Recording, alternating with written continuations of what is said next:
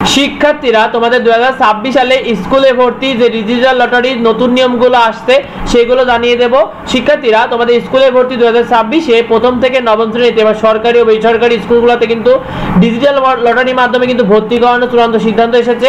তো স্কুলে যে আবেদন ফি নির্ধারিত হচ্ছে, আবেদন করতে লাগবে 110 টাকা। প্রতি স্কুলের প্রতিটি ক্লাসে অথবা প্রতিটি শাখায় সর্বোচ্চ কিন্তু 55 জন শিক্ষার্থী সুযোগ পাবে। আর আবেদনে করতে যে টাকাটা সেটা পেমেন্ট করতে হবে কিন্তু টেলিটক সিমের মাধ্যমে।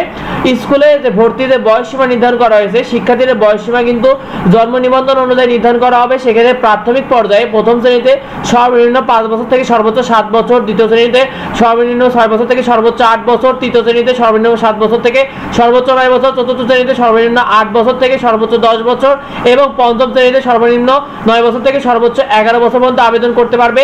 আর মাধ্যমিক পর্যায়ে কিন্তু ষষ্ঠ শ্রেণীতে সর্বনিম্ন 10 বছর থেকে সর্বোচ্চ 12 বছর, সপ্তম শ্রেণীতে সর্বনিম্ন 11 বছর থেকে সর্বোচ্চ 13 বছর, অষ্টম শ্রেণীতে সর্বনিম্ন 12 বছর থেকে সর্বোচ্চ 14 বছর, নবম শ্রেণীতে সর্বোচ্চ 13 বছর, সর্বনিম্ন 13 বছর থেকে সর্বোচ্চ 15 বছর পর্যন্ত কিন্তু আবেদন করতে পারবে।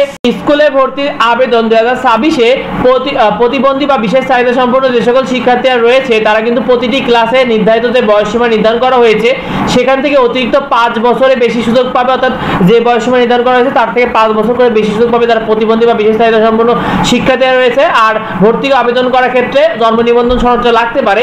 তো তোমাদের স্কুলে ভর্তি আবেদনে আবেদন করতে কি কি লাগবে?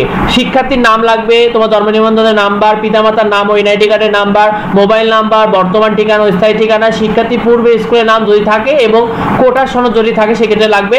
স্কুলে ভর্তি 2026-এ নীতিমালা প্রকাশ হচ্ছে নভেম্বরের প্রথম সপ্তাহে, আবেদন চলবে নভেম্বরের মাঝামাঝি থেকে এবং রেজাল্ট প্রকাশ হবে ডিসেম্বরের মাঝামাঝিতে। শিক্ষার্থীরা আমরা নিয়মিত তোমাদেরকে আপডেট শেয়ারতে কিভাবে আবেদন করতে যাবতীয় কিছু জানিয়ে দেবো। তাই আমাদের চ্যানেলকে সাবস্ক্রাইব করে দেবো, তাহলে নিয়মিত আপডেটটা পেয়ে যাবে। ভিডিওটি বেশি বেশি করে অন্যদেরকে শেয়ার করে দাও যাতে অন্যরা জানতে পারে। যদি কিছু জানার থাকে অবশ্যই ভিডিওতে কমেন্ট করো। দেখাই পরবর্তী ভিডিওতে। ধন্যবাদ সবাইকে।